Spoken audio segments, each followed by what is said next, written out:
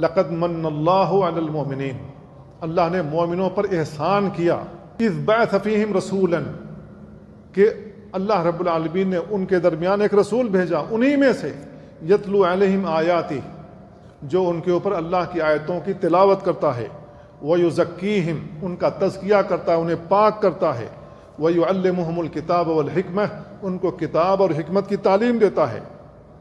تو میرے بھائیو، دین کے اندر تزکیہ ہے۔ اللہ کے نبی صلی اللہ علیہ وسلم نے یہی کیا تھا۔ کیا نبی کریم صلی اللہ علیہ وسلم کے زمانے میں سود خوری نہیں تھی؟ سود خوری موجود تھی۔ کیا سود انہوں نے چھوڑا یا نہیں چھوڑا؟ شراب عام طور سے پی جاتی تھی۔ شراب پینے کی خلاف جب اللہ رب العالمین نے آیتیں نازل کی، تمام صحابہ کرام نے شراب چھوڑی یا نہیں چھوڑی؟ تمام صحابہ نے شراب چھوڑی۔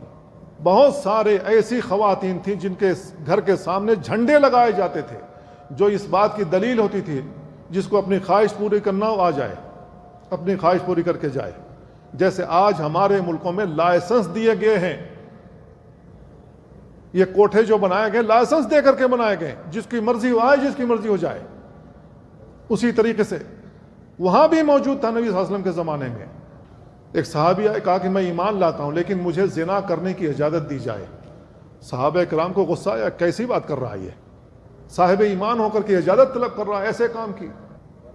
اللہ کے نبی صلی اللہ علیہ وسلم نے اس کے سینے پر اپنا ہاتھ رکھا، کہا کہ تم یہ اپنی ماں کے لیے پسند کرو گے، اپنی بہن کے لیے پسند کرو گے، اپنی خالہ کے لیے پسند کرو گے، اپنی پھوپھی کے لیے پسند کرو گے؟ اس نے کہا نہیں کروں گا۔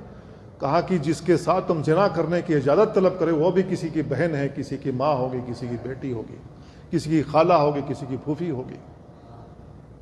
اللہ رب العالمین نے اس کے سینے کو کھول دیا۔ یہ ہے تزکیہ۔